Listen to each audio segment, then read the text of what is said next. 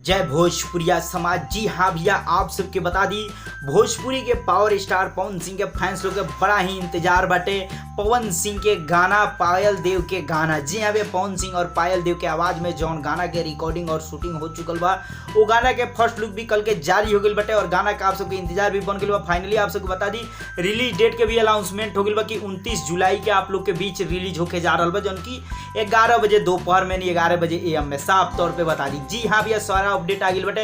अब भैया टीजर के लेके खास अपडेट आप सबके वीडियो में बतावल बनी, जहाँ की आप सबके इंतजार बटे कि कम से कम ये गाना की एक झलक देख लेती, सुन लेती तो चली भैया।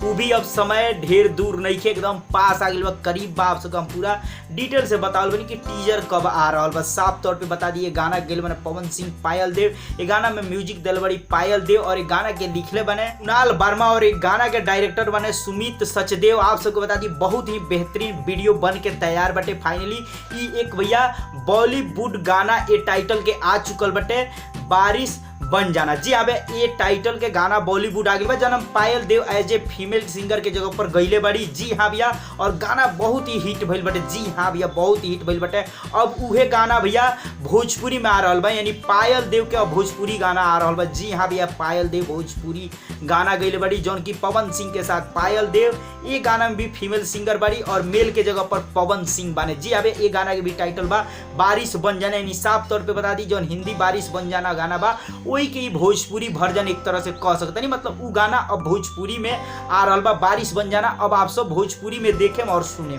जी हाँ भैया, अभी तक आप सब बॉलीवुड यानी हिंदी गाना में देखत नहीं, सुनत नहीं, और भोजपुरी में आप सब सुने पवन सिंह और पायल देव के आवाज में। लेकिन साफ तौर पे बता दी भैया, जहाँ टीजर के आप सबके इंतजार में, तो फाइनली भैया टीजर आज आवे वाला बा। जी हाँ भैया, आज ही टीजर आवे वाला बा और ये बात के अनाउंसमेंट कल पोस्टर के साथ साथ भाई। जी हाँ भैया, पवन सिंह जो कैप्शन में लिख रहे ना, मैं लिख रहे ना कि कल टीजर आ रहा है, यानी कल कौन है कि कल आ रहा है, यानी आज के हिसाब से आज आ रहा है। जी हाँ भैया, यानी आज आवता आप सबके बीच टीजर ये गाना के बारिश बन जाना, जौन की भोजपुरी में आ रहा बा। ये गाना के जौन की भैया कौना चैनल के माध्यम से, तो जी हाँ भैया आ रहा बा वायरल रीजनल्स यूट्यूब चैनल के माध्यम से, जहाँ की बॉलीवुड गाना रिलीज हुई बटे। यही चैनल पर टीजर भी आई और यही चैनल पर फुल वीडियो भी आई 29 तारीख के। जी हाँ भैया, 29 जुलाई के, यानी 29 जुलाई के।